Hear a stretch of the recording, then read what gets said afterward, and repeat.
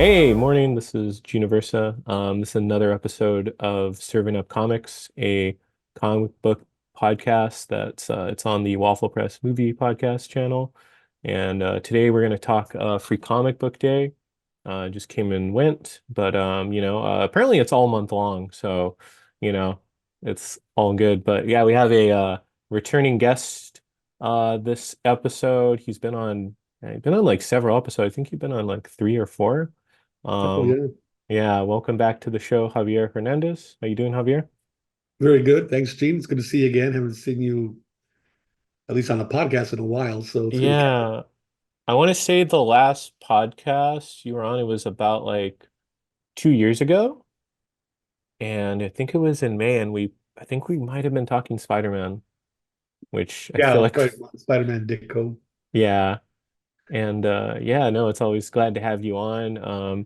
You're an independent comic book artist, educator, but for anyone, if this is their first episode listening, having you on, can you tell us a little bit about yourself? Yeah, I've been self-publishing my own comics for 26 years now. Last year was the big 25th anniversary. I'm best known for a character called El Muerto, the Aztec zombie, which was made into a film in 2007. Mm-hmm. And even that's almost 20 years old. Oh yeah. Um, yeah, live Has action film starring Wilmer Valderrama from that 70s show fame. mm-hmm. He was It's also a voice in Encanto, oh the Disney really? Encanto. Oh. Oh, that's right, yeah. And it's funny because in the film, Mm-hmm. he has a wife, and the wife was voiced by Angie Zepeda, who was in El Muerto as the girlfriend. Oh, okay. I thought it was interesting that I don't know if somebody knew that when they paired them up. Yeah. It was Well, yeah, I'm interesting to see sure. yeah, Yeah. see them grown up, married, and now they had a kid, with Mm-hmm. magic powers. Yeah, exactly. They met all because of, your movie. Yeah, I thought Um, it was interesting. So, and yeah. also, Mm-hmm. Gene mentioned I'm an educator. I teach comic book classes. I'm an independent teacher, so I get hired by schools, libraries, whatever, museums to come teach one day class or some like I'm teaching semester class right now for Hmm. a group. I've been teaching about 20 years too. So if I'm not at work teaching comics, I'm at home making comics. So Yeah. it's comics 24/7. Well, I love comics too, so it's like there's nothing bad about that. Like, Yeah, could exactly. just Oh, and keep uh-huh. I also co-founded the Latino Comics Expo, Hmm. my own comic convention in 2011, um, with my friend Ricardo Padilla, who very sadly passed away last month, April 8th. In fact, Oh. I just came back from San Francisco. His family had a memorial for him on May 8th Hmm. up there at a Mexican Cultural Institute. Mm-hmm. I got the name. So yeah, the family spoke. They invited us, the public to speak. So of course I went up and spoke about him, and it was a real nice ceremony. I mean, there was over 100 people Hmm. there, from all walks of his life, his day job, old family friends. There was some Latino Comic Expo artists were there. It was cool. Yeah. Um, so yeah, but we've been doing the convention since 2011. So we've done I think about 11 or 13. I lose track. And Yeah. hopefully we'll do one later this year, but I'll just follow my social media for that information. Yeah, we'll put all the, links to the expo in the bio of the video and yeah. So sorry about your loss as well. Thank you. Thank you. Yeah, so yeah, definitely, yeah, good to promote that, for the podcast, well, we're, Hispanic, me and my co-hosts, but yeah, always trying to like, promote, other, people for like diversity and everything. So yeah, definitely, Yeah, yeah. Just a way definitely. to organize and showcase and highlight Latino creators and, Mhm. audiences. Sometimes they're looking for those type of books. So they come to our show and it's like a one-stop shopping experience, I tell them. Yeah, no, definitely.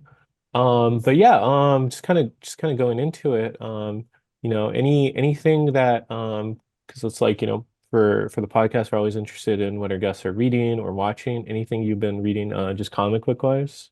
Isn't The it? most recent, one of the most recent things was Hmm. The Vein. Mm-hmm. I got it on Kickstarter. In Oh, fact, okay. majority of my stuff may come from Kickstarter because it's all these No, no, it's all right. interesting, never before seen, independent, off the beaten track comics. So it's like a body horror story. Oh, okay. It's very Um, Cronenberg. yeah, Ray Cronenberg. It's about this Yeah. guy gets infested with these alien symbiotes or whatever you call them, Oh, and art's really nice. nice. But yeah, you're always finding cool stuff on in Kickstarter. Yeah. I was gonna It's say like it's yeah, it's kind of like the new independent comic scene. yeah, it's like the indie spinner rack of comics because you find just so many things that you don't see in stores. So Yeah. yeah, Kickstarter or any other crowdfunder, there's always a lot of really interesting indie comics there. So that's the latest thing. Mhm. And then of course, just before I left for San Francisco, I got this in the mail. Let's see if I can lift it. Oh yeah, of course. Oh, there we go. I was gonna ask you. Okay. Spider, I see you're always reading the classics. So it's So amazing. this is by Taschen Books. Mm-hmm. They put out these premium books, and you get a page of art. Wow. Oh, it has the letters page too, right? Or the edit. That's cool. So if you're watching this on YouTube, looking at like all the panels, and this is all classic Ditko art too. And what they So, do is they get the best copies of the comic they could find, and they mhm. literally photograph it. Hmm. So I don't know if it came out on camera, but when you look at the page, Yeah. you see like the texture of the old newsprint, Hmm. the dot pattern printing, the imperfections. So Yeah. a giant size version of 50-year-old comic, 60-year-old comic. Yeah, that's really cool because I have like some of the reprints for the first couple, like Amazing Spider-Man or some of the 60s comics, and like they always like touch it up for like the reprints or Yeah, they add to it. It's like it's right. not bad, but it's like yeah, it looked a lot different in the Yeah. And like I 60s. said, they put the ads in the letters pages, the editorial pages. Yeah. Um, Stanley had such a good was it like what was it? It's not the letters page, it was like the letter from like the editor, or he had like yeah, kind yeah, of the soapbox. the soapbox and the bullpen bulletins. Yeah, those are so cool. Yeah, it's like he was like blogging or something every month because he would Uh-huh. write a little personal message to fans about what's going on, what he's thinking. And Yeah. no, he was a great communicator. I mean, he's so instrumental for like the whole editorial part of Marvel, like making it, hey kids, come on in, let's all hang out, read some comics, and come back next month. Yeah. So can't dispute him for that. No, yeah, Uh, he was really, I mean, because yeah, I mean, love Stan, some flaws to him for sure, like any person, but yeah, he really did a lot in kind of like making like comic books like more accessible to people yeah, or just feeling like a community. Like he was such a good like talented at that. yeah, because Kirby and Ditko, they were just kind of their face was down to the board, drawing, drawing, drawing. Yeah. They And had time. also, yeah, I mean, we talked about Ditko too. Like, yeah, Ditko, like, because it's like always have to bring up Ditko with you because love him. But yeah, he was just kind of like, just wasn't his thing. He was a little more private, like, yeah, which Yeah, not, so it Mhm. took the three of them to really make Marvel what it was. Yeah, definitely. I was going to ask for the 60s, or excuse me, for that original run because it's collecting some of the Ditko stuff, which I think he leaves around like 36. 30, yeah, actually, Okay. no, I think it's 38. Okay. 38 was his last, he just bolted out. Yeah. He He turned just in his left. artwork down at the front office. Yeah. He says, "This is it, I'm done." And then the guy had to go upstairs and tell Stan, "Hey, Dick left." Yeah, Oh it was man. issue 38. Yeah. Oh, okay. I was close. I was really close. 38, and they did two annuals. So it's only Oh, that's 38. right. There's only 40 Well, Steve that's Ditko crazy. Spider-Man stories in the world. And it's like, Yeah. Yeah. Rereading that, do you feel like the transition from Ditko to like Ramirez felt really immediate? Like obviously it's such a different art style, but like in the storytelling too. well, honestly, Dick, and it's in the credits there. Ditko was plotting the stories, Yeah. so that I That's mean, correct. really, to be honest, the Spider-Man stories, they're really his stories Yeah. because he would go home and draw it out, but he's drawing the story like this happens, he meets this girl here, this villain shows up. So Stanley would write the dialogue, great Yeah. dialogue. So when Romita comes aboard, it's not like it's just a smooth transition. Oh, well, Stan's just going to write the full story for Romita because it was Ditko's story. So now I don't know how Stan and Romita worked as far as how much did Romita do the story, how much did Stan write. So yeah, there's no question there's a difference in the tone of the, they try to keep it the same, but Yeah. Romita's his own guy. He's got his own Yeah. way of wanting to tell stories and highlight certain things. So I guess maybe Stan maybe went with that Romita flow more. But there's a difference in the stories. Once Yeah. Romita gets into it, like 10, 20 issues, it's a yeah. I mean, Peter's a lot more handsome. Look, I mean, Romita just drew Right. people so more beautiful. So it became like a real beautiful soap opera. Yeah, that's cool. Yeah, because it's like, yeah, I know I love both artists too, but they're such like distinct styles too. And but I think like, yeah, I think it still feels like the same moral, same more or less the same like comic. Yeah, but Steve's thing was like, you know, like a hero can be a teenager and mess up because he's a teenager. Yeah. But by the time he just starts getting college age, becoming an adult, Yeah. he really has to he should be straightened up by now as far as should be Yeah. errors and like insecurities. So Right. the 'Cause- Armida run, if you look at it, they mhm. kept all that stuff. Peter still had all these problems because Yeah. can't change a comic too much, especially back then. Hmm. Um, so it'd be interesting if Dicko stayed on, like how would Peter have been once he got into college? Would he have Yeah. not been so broke all the time or whatever, Hmm. or all these other Yeah. problems? Anyway, we'll never know, but Well, no, that's why yeah. I treasure the original run. I mean, it's just like nostalgia, but it's my Hmm. favorite comic book run It's of all really time. good. Yeah, it's great. It's like still holds up. I've reread it a couple times, but I was gonna say Peter is so angsty too in those first Yeah, like yeah. Like I couple said, of as a teenager, very yeah. angsty, very kind of. But He's got a chip on his shoulder against the world too. I a mean, one of little bit. the issues Yeah. he says something like the world can go hang for all I care. All I care about is my aunt and uncle. Yeah. He's kind of embittered. Yeah, exactly. But yeah, definitely recommend those books for sure if anyone wants Yeah. to take a look. They've And also then done Fantastic Four, the oh, first 20 issues. They've done Silver Surfer. with Jack I've got the Kirby. X-Men one because I love the Jack Kirby X-Men run. Yeah, those are good. It's They're not Fantastic cheap, Four. but Yeah. It's Fantastic Four is great too. yeah, It's amazing. Yeah. yeah, that Uh, early Fantastic Four, it was very early Marvel. They're much more rougher and crude and rude. Not rude, but yeah. the art style is not so polished, which is what I like. They're Hmm. very punk in a way. Yeah, no, yeah, they're very much so, yeah, because it's like, yeah, Kirby is like such an amazing artist. I love Kirby. Oh Yeah, yeah, that's a whole show right there. yeah, definitely, yeah. But yeah, just kind of any books from your that you published that came out recently that we could The most plug. recent thing, yeah, Mhm. thanks, Of course. is Oh, nice. Oh, that's cool. Manga Muerto. It's a new collection of these. So I did a version of El Muerto where he's this Japanese hero with a cell phone and he controls this giant robot Skeletron. Oh, nice. Very much exactly in the vein of Gigantor, giant I was robot. yeah, I was gonna ask that Yeah, it's like that unashamedly one. ripping off that. Yeah, which is So there's like three stories I did back in hmm. the late 90s, I guess. Oh well. Yeah, these are old. I mean, the first one was 2000, 2001, and 2010. So I got them in a new collection. It's available through Amazon. Manga Muerto, the perfect collection. Nice. That's Yeah. the most recent book I made, I think last month, a month or two ago. Yeah, no, definitely. Yeah, those are yeah, I love, all the El Muerto comics and I love your art too. Not at Same. my yeah, not at my like the place where I usually record, but I love the piece that you did where it's like Doctor Strange, Spider-Man, Mysterio, and Dormammu. Have that one Oh yeah, hanging. yeah, yeah. Yeah, Dormammu's head inside Mysterio. Mysterio's dome. Yeah, Yeah. I love that because And then it's the original Doctor Strange with the blue cape. oh, that's right. Yeah, yeah. Yeah, that's my I think that's my favorite piece of yours.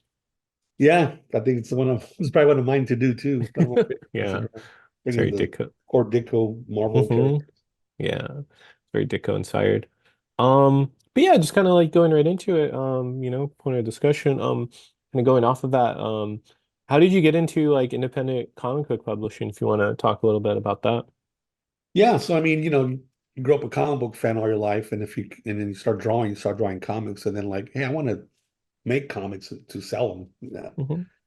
Um, so it came from a desire to wanting to do comics, but I also had a desire to do my own comics. I didn't have I didn't want to be 198th artist to draw Daredevil comic or Iron Man. No offense to anybody, Yeah. but um, I want to create my own stories, learn independent wise. Because having grown up a young comic reader, teenage reader, whatever, luckily there was magazines at the time covering comics like Comic Scene and a couple other ones. And you start reading about the history of comics, unfortunately, you start reading about the dark side, the bad Mm, stuff, like, yeah. you know, the artists, the people who create the characters, they don't own it, no matter how big the property becomes. So in the back of my head, I was always, reading about Jack Kirby and stuff and think, well, if it's not going to own something, why do I want to give it to a company? So I ended up coming up with my own character. Hmm. Self-publishing was pretty big at that point. I mean, the Ninja Turtles started in what, the late 80s, mid Yeah, 80s? I think it's like 88 or 87, I want to Yeah, so say. I mean, by then, by the late 90s, like, okay, self-publishing is a thing, you know exactly how it works, black and white comics, you own it. You got to pay for everything yourself, but you Yeah. own everything yourself. Um, so I wanted to create my own character, and I wanted to do a character of Latino descent. That's the other Hmm. thing too. Growing up, a Mexican American kid, I never saw any Mexican American, hardly ever any comic superheroes or on TV even. So I wanted to do something in that vein. So I came up with this character, El Muerto, um, using Aztec mythology and Day of the Dead folklore as the base. Came up with this character. The visuals like a mariachi suit with a skull face. Yeah. So yeah, I was wanting to do my own character and also wanting to do something reflective of Mexican culture. So that's how Muerto was born in '98. That's how I got started. Just started been publishing ever since. Nice. Yeah. And then, yeah, kind of touching on that, you said, you kind of inspired by, the Kevin Eastman, Peter Laird, Ninja Turtles. Was there any other specific, like, independent comics that you were, like, inspired by? What hit me right at that time too, Mike Allred's Madman, Hmm. which that was a collection I got. Like he did an original series from I think Tundra, so it was black and white. Hmm. I think with a third color, like a bluish gray. So I was reading the trade paperback as I was thinking of El Muerto. I was like, wow, look at this. Here's an independent. It's a superhero, but it's independent and it's kind of quirky and oddball, and so yeah, that really inspired me a lot because like, okay, this guy's doing it. Right here Yeah. in the modern, because I'm about to start mine. And there was other books out there too, a lot of independent books. But the fact Hmm. that it was a superhero, like, yeah, you could do superheroes too that are, because a lot of independent books, they're like slice of life or, Yeah. they're not costume characters, Right. Like their which is fantasy. fine. Yeah. Yeah. 11 Rockets, there's a Strangers in Paradise, stuff like that. But Madman, like, yeah, superheroes don't just have to be owned by corporations. Yeah. Um, so yeah, I tip my hat to Mike Allred all the time. Um, and then, harking back to the Ditko stuff, like I wanted to do something with that type of character. You mentioned angsty.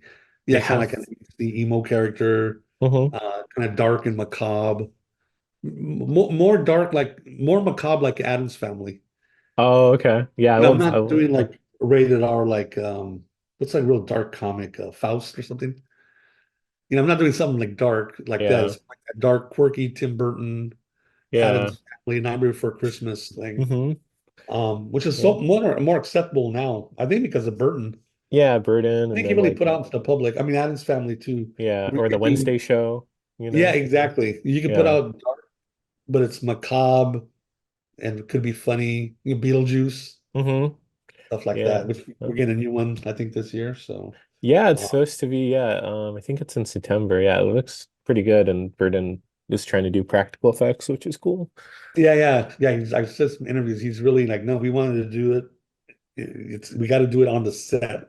Yeah. Rubber and plastic and whatever. Yeah. So, looking forward to it. Yeah. He's also from Southern California too. Local Yeah, boy. Yeah, yeah. exactly. Burbank, That's Burbank. Burbank, yeah. Which I Yeah. just coming home from San Francisco last night, down to 5. Like that's always the worst part I hate is Oh, yeah. coming off the grapevine, that whole Glendale, It's Burbank, just the so traffic. yeah, the traffic's so bad. The traffic is Yeah. just forgot how much I hate LA Yeah. traffic I because we don't I drive as much, seems like nowadays. yeah.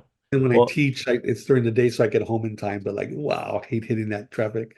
yeah, no, I remember so I used to make like family trips. We used to go to San Francisco like every year to visit some Right. family up there, and then we'd either leave really early to like just not deal with that, or like getting back and just to be like just an hour just waiting in that traffic. Yeah, yeah. Yeah. Well, back at midnight when everyone's asleep. Yeah.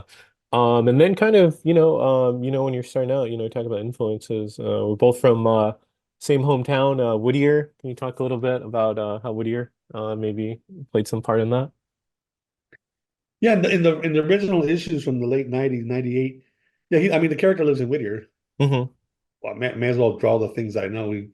He went to Whittier High School, Mm-hmm. he walked the Greenway Trail, Yeah. back alleys of Whittier, whatever. Yeah, no, I definitely based it in my hometown when I did the comic. I wanted to do something. Yeah, I guess that's the other thing. I want to make my own comic, Latino character. Yeah, based in Whittier. Um, so yeah, that had an influence too, hometown growing up. Yeah. Because it's like, oh, sorry. Well, this I was real excited back in the 80s when I found out they filmed Back to the Future Back to the at Whittier Future. High School. Yeah. Back to the Future. Masters of the Universe. I was up there for that. It's funny. I don't know how my friend found out. He called me one day because there's no internet. Yeah. He's like, "Hey, they're filming Masters of the Universe up." He lived in La Mirada, Oh, okay. filming Masters of Uptown Whittier. Let's go check it out. And I think back now, like, how do you know that? I just took it. Yeah. I But think we like, went there. hmm I remember Skeletor's spaceship. There's a scene Oh, that's right. where it's on top of a bank. I think it was Washington Mutual at the time. I'm That's not right. sure, but we saw his spaceship. Then there was a Skeletor was in there. I don't know if it was the actor, it might have been a stuntman. And then we walked the streets on Greenleaf and we Hmm saw the pink Cadillac. Yeah. Uh, yeah. So when you see the film, you see Greenleaf hmm very clear up and down the Very tree line prominent. streets, the Bank of America building. Hmm So it's a nice historical document because I just saw in the paper the other day, we were like news that they want to Hmm. have this major renovation on Greenleaf. It's kind of a pointed topic. All the trees are kind of, The trees and yeah. storefronts look completely So, different when it's so yeah. the He-Man film if you want a record of Yeah. what year was. 5 years from now, yeah, I think it's gonna look different. But yeah, Whittier's great. It's just, yeah, it's just if anyone has never been or doesn't know where the area is, it's in LA County, but it's like a small town in the middle of like sprawling LA County, wouldn't you say?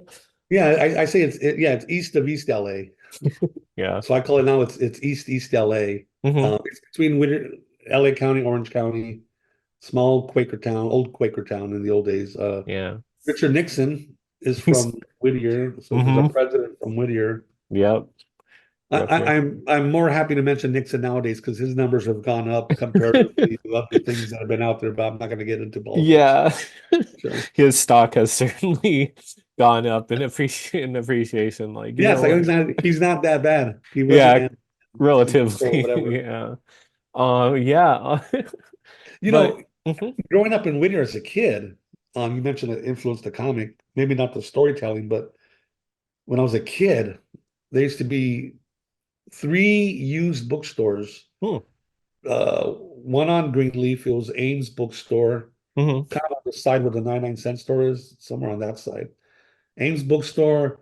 There was the little old bookshop on Philadelphia. I think there's a comic shop there now, Yes, that's on correct. the corner alley.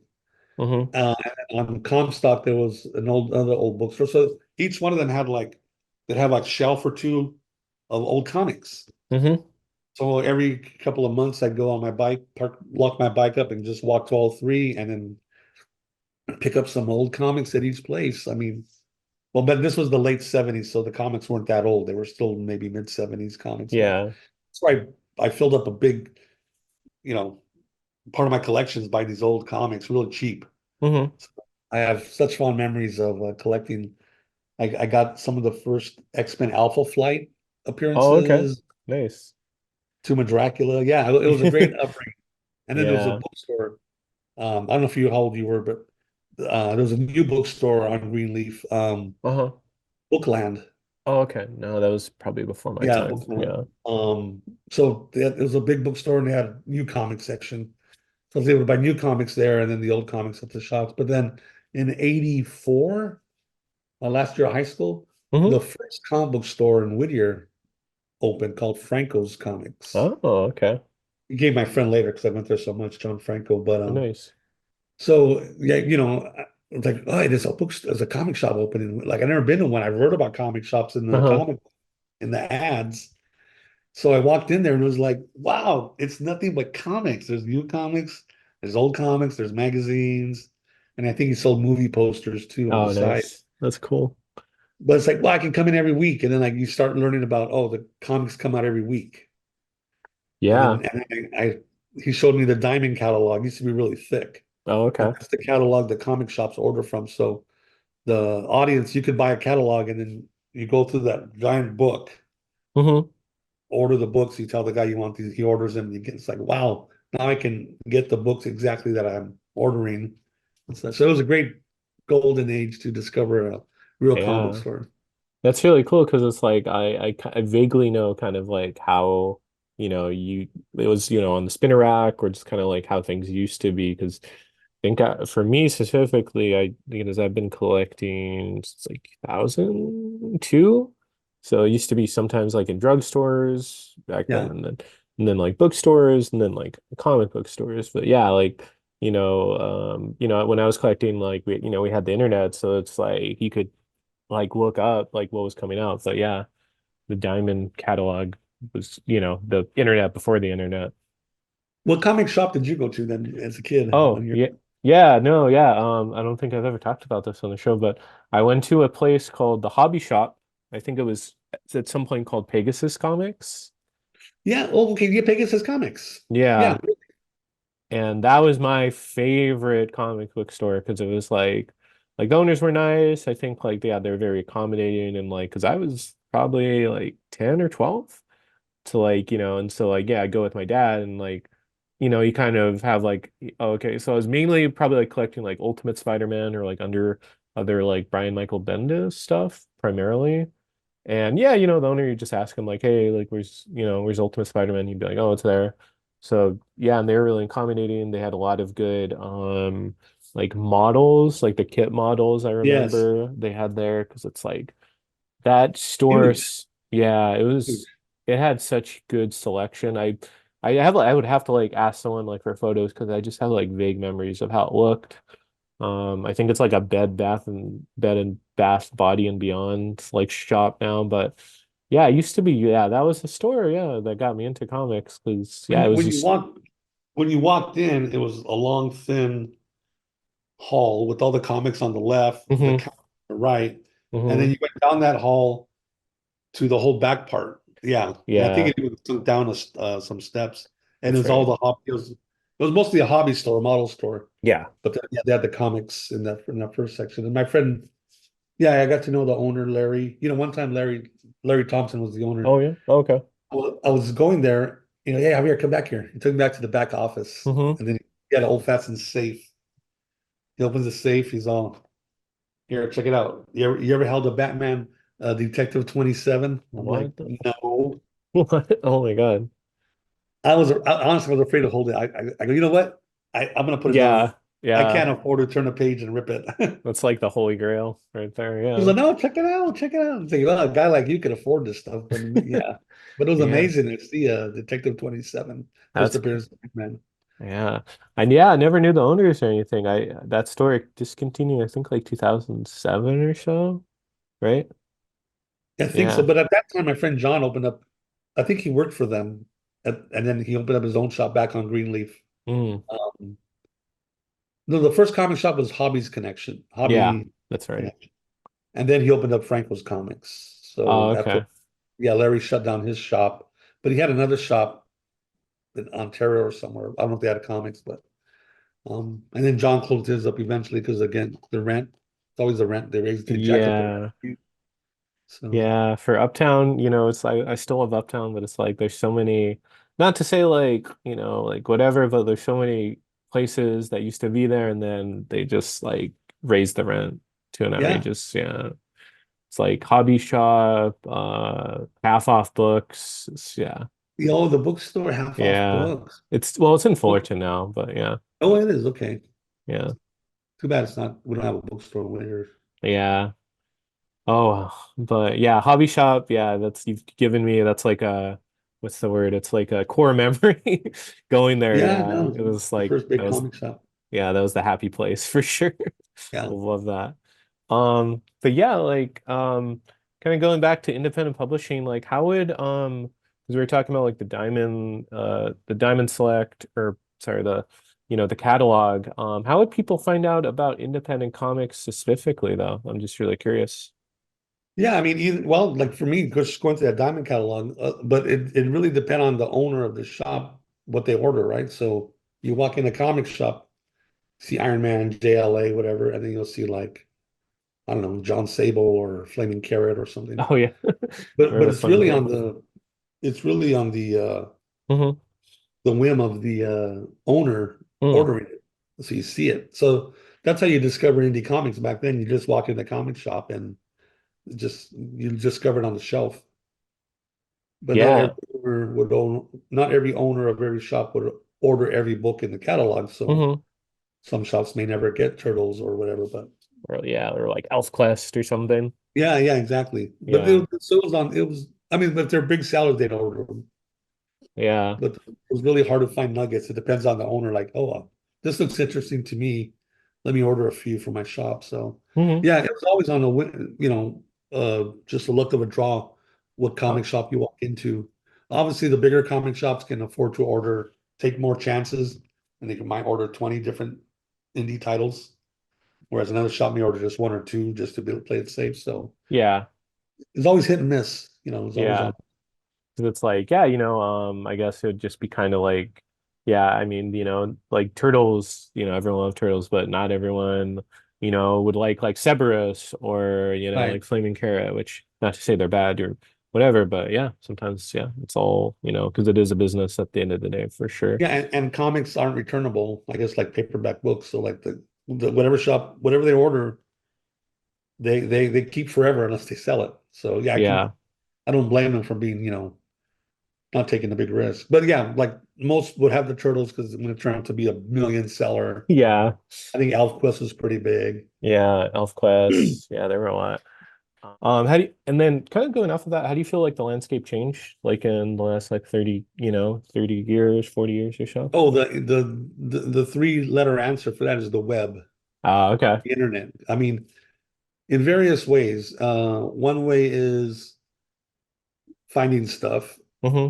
Like you said, I can do a search. I never heard of flaming carrot. Let me look up Yeah. flaming carrot, and then it's like, Hmm. oh wow, this looks cool. And then you start finding places that sell it, or you go to eBay and you can start picking up flaming carrot. Um, Also the delivery system. Mm. Um, Now I can make a comic if I want and put the pages online on a page on whatever host, Yeah. and anyone in the world potentially can read it.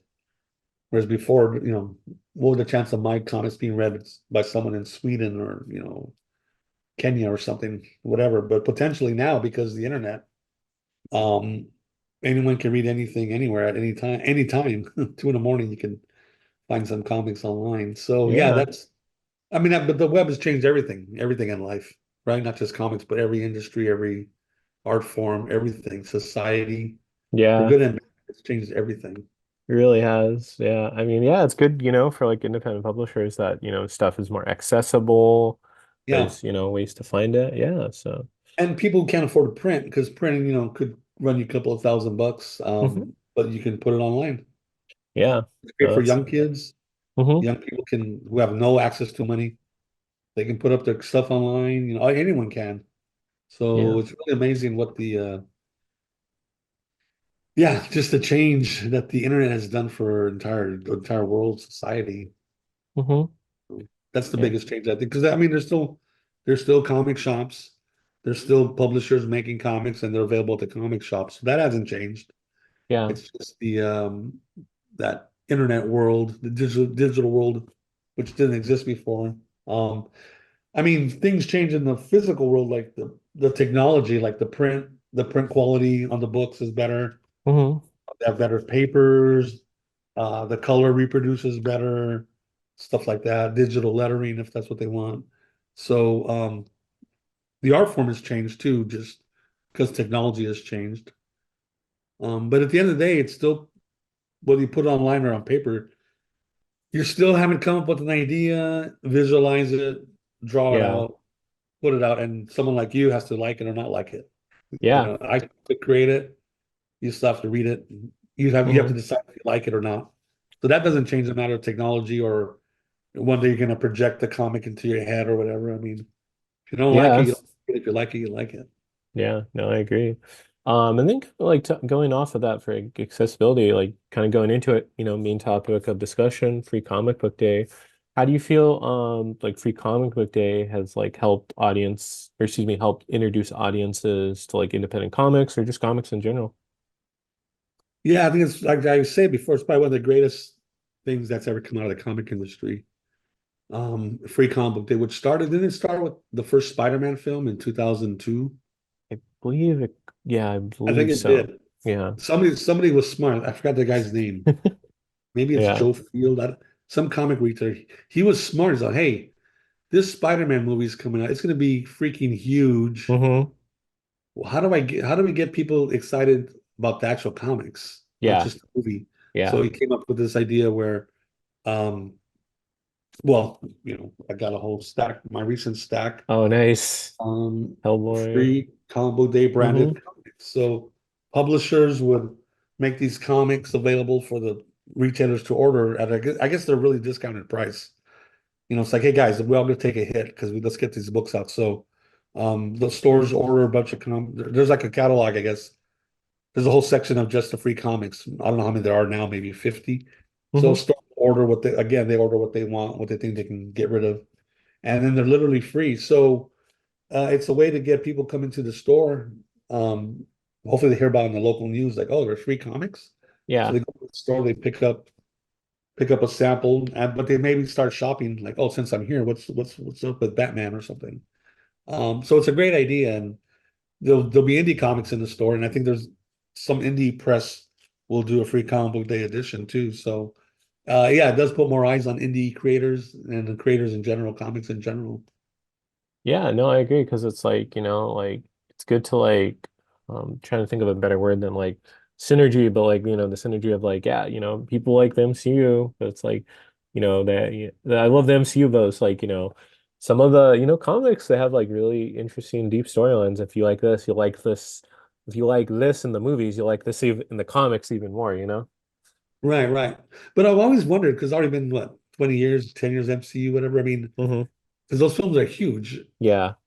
I mean, what's the translation to sales on comics? Yeah, Is the that's Avengers comic selling like 500,000? I don't think so. 500,000 right. copies. So I mean, it's kind of weird, right? Like Hmm. I do teaching, Yeah. then I talk to the kids. Hey, you guys read comics? Most read manga, Oh, okay. and Nice. but I know I mean majority, and then some will read comics. Oh yeah, I read Avengers and Spider-Man and Hawkeye and whatever. But um, it's yeah, it doesn't translate to. I mean, because those Avengers films were huge. Yeah, If everybody bought an cultural. Avengers comic, it'd be Yeah. like a million seller. Yeah. But they're not. But Yeah. some people are interested in buying the Avengers or Thor or whatever. But Yeah. it's never really seemed to translate into huge numbers that I can tell. No, yeah, I guess same here. The only thing I could think of, because it's like they do advertise it, like I feel like the graphic novels that some of the storylines are like based off of, Right. I feel like probably get affected the most because it's Yeah, like, yeah, yeah, yeah. Because yeah, people correlate like, oh, I love the Christopher Nolan films, and I read that they're based on the year one. Long Halloween. So Yeah. they see the Long Halloween book. You're right. Then they'll get it because they made the connection. But just a random Batman comic because it's not related to the film at the Hmm. time. But you're Yeah. right. The storylines. Yeah. Uh, yeah, Age of Ultron. I'm sure is a good branded thing to Yeah. put on a book. Yeah. Yeah. Different, but they're like different stories or yeah, the only one I could also think of is like for James Gunn when he announced the new DC Universe slate. It was like I think it was like Supergirl, Woman of Tomorrow sold out like immediately, the graphic novel, or like Right. All-Star Exactly. Superman Right. sold Right. out. Yeah, you're right. So yeah, I feel like that's like maybe the only thing which is like good, but it's like should read go into the comic book store monthly. Yeah. No, right, right. But they go for the storyline that the movie's based on. But at least their comics being sold. Yeah, exactly. Yeah. Do you have any like usual like free comic book day activities like when you go in the morning or what have you?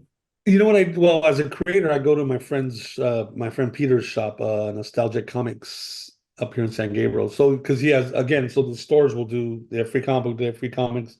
Most of them now seem to make an event out of it. So, like, what they Mm-hmm. do, get some creators to come in and sell the comics. So some of them, they might get the creator of, if they're able to, Oh, whoever Kevin did East. this comic, get them to Yeah. sign, or whoever did this one. But there's only so many artists to go around. But like Peter will just have some independent creators, me and a couple others show up. So that answers your other question, like how do people find indie creators on Free Comic Book Day? At Mm-hmm. his shop, they do because they come in for the free comics and they walk by. Oh, what are you doing? What's this? Oh, this is El Muerto, blah blah blah. So it's a nice way, thanks to him, it's a nice way to promote indie creators when they've got big crowds coming in the shop. Yeah. No, that's good. Yeah, it's good because it's like, gotta read that. They're very like, essential. And Um, I saw books whatever 2 weeks ago because they're like, oh, yeah, what's this about? yeah. And Uh, then mhm, One sorry. shop here locally, the Comic Bug, I think they do a 2-day event. Oh, okay. I mean, that's pretty neat. And then I know other Yeah. shops do like a month long, like, oh, every week, come back every week for more free comics. So Hmm. those are Yeah. smart retailers, right? You gotta take advantage of it and expand it, and Yeah. people in your store, man. That's what it's about. Yeah, yeah, no, that's good because yeah, definitely support, like physical media and then also too like retailers because it's like they're so essential to the industry and everything, for comic books. Sure, absolutely. And then like how as an educator, how do you feel? Because it's like we did touch on that a little bit. Um, and then how did you kind of feel for Comic Book Day to get students into comics? Because it's like, you said they read Magna. Do you feel like it could be used to like, for the general sort of like audience to get into it? Yeah, man. But this is where I get a failing grade. Like I didn't mention when I was in class, whatever, 2 weeks ago, I didn't mention I was going to be doing free comp. But I get because I'm so into the class. It's like, okay, let me just do the clear of that. Like I Hmm. forgot to mention free comic book day, guys, at your local shop. So next year I'll do that. Yeah. I'll hype it up every week leading up to it. If you guys like comics, or even if you don't, go get free comics. Have your mom take you. You can get a free group of comics that day. So yeah, it's an excellent way to get students into comics. But yeah, I totally failed at that this year. Oh no, I mean, yeah, But thanks to you, I'll remember to bring it up. yeah, no, exactly. And then yeah, definitely because it's like it's good for people to like read comics and everything. And then do you feel like what do you feel like what are the most like approachable like comics or in general to like get, say like a general audience member into comics or any like comic book characters you feel like are so universal, you know? Well, just based on what the students tell me they're reading, I mean, well, right off the top, I'd say Dogman, Oh, which is okay. which is done by Dave Oh yeah, Pilkey, Dave Pilkey, yeah, he did the Captain guy who does Underpants. Captain Underpants. Oh, okay. He does his Dogman stories. Real cartoony dog. I think he's a cop, maybe. Um, Apparently they sell, I won't say millions or hundreds of thousands of books each volume. I mean, that's amazing. Yeah. If comics could sell like that. So, but he built that audience up to his Captain Underpants books, Hmm. which weren't comics, right? They were prose with illustrations, I think. Yeah, it was kind of like a picture book where it'd have like Right. yeah, illustrations and then like the text of like what's happening So in I'm not sure if those. Dogman is the same format Hmm. or actual comics now, but they consider them comics. Some people like some of them. Yeah. Yeah, But if it's mhm. manga seems to be a big entry point for a lot of readers, a lot of young readers. One time I was teaching a class years ago, and I was asking this one student if he's into like, oh, do you read Batman and Spider-Man comics? Hmm. And he's all like, no, I don't like those comics. These big Oh, muscly oh. guys. Like, yeah, that was funny. But he was big into manga. Hmm. So, and yet I've had kids in classes, 10-year-old kid. He's a huge Marvel fan. He called himself Marvel Boy online, I guess. Yeah. So I don't have an answer because these examples are all different. Some Yeah. kids would like to check out the Marvel books because of the movies. Some kids want to check out manga for the content.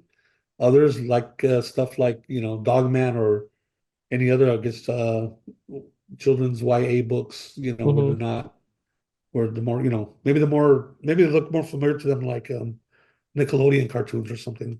Yeah, yeah, I think like kind of like more like the cartoons or like, anime, I think are like more like approachable.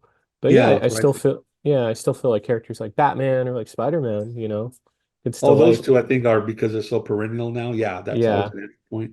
In yeah, fact, exactly. Marvel got smart. They've always reprinted their old comics, like in what they call Hmm. Marvel Masterwork books. But now they're doing smaller ones, Oh. smaller size, but the original Ditko Kirby books. So they're making it more like a kid-friendly size. And those books are totally written for kids back then. So um, outside of some of the archaic language or fashions, in there, the kids I guess still love that stuff, which is great. So those are good entry points. The original Marvel comics, even some of the old DC comics from the Yeah. 60s, 50s. Because yeah, I feel like they definitely help like, promote like literacy or just reading in general too. Yeah, exactly. Exactly. Yeah, it is literally, it is reading. Yeah, It's exactly. like sticking a nose in a book. So, Yeah, and I'm sure yeah. like Stan, Jack, or like Steve, Dicko definitely thought about that at some level too, you know. Yeah, Um, they knew they're working in a medium where it's like, hey, it's geared to kids. So yeah, don't dumb it down, but don't put like violence in there and other yeah, stuff like that. exactly. Yeah, but yeah, just kind of like, winding down here. Do you have any like kind of like thoughts just about like Free Comic Book Day, just in general to So, like wrap I it up? said, it's the best idea that's come out of comics in decades, Mm-hmm. overall, like for the whole industry. Yeah. Reading for comics for retailers. So hope it continues. It's been going on some 20 years now. So yeah, hopefully it continues. And retailers keep looking for different ways to get people in your store. Most retailers do things, they have signings all the time because they got to get people in the shop. That's what it's about. They got to keep that flow of people. So do events, do contests, do signings, release parties. Mm-hmm. Uh, and then creators just keep creating your comics, keep making your comics, whatever you like to do. Um, Yeah.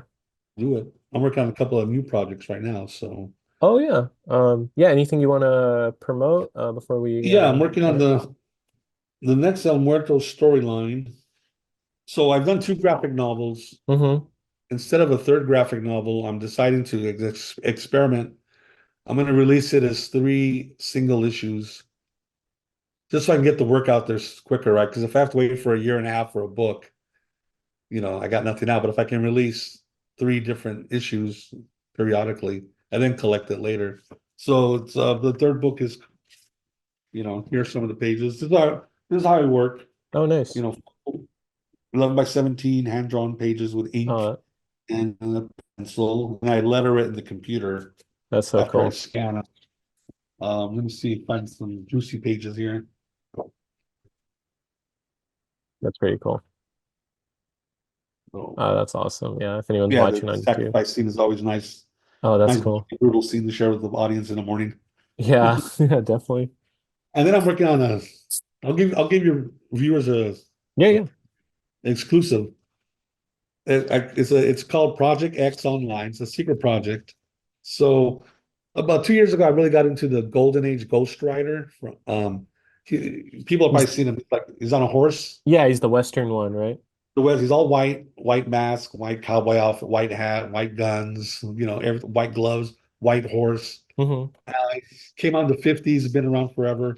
Yeah. Um, Oh, cool. he's a Golden Age character, which means now it's just not to get all into it, but Oh, yeah. it's public domain Oh, okay. Interesting. because the Okay. rights were renewed from the company. So now this character is Huh. floating around. Anyone can use it. You can't call him Ghost Rider because Uh-huh. Marvel owns the name Ghost Rider with the, Right. the flaming skull Oh. motorcyclist. But this character of this white, you know, Mm-hmm. cowboy specter type character, you could use. So I'm going to bring him in. I'm going to do a story with him. But just kind of let me find you a nice piece of art.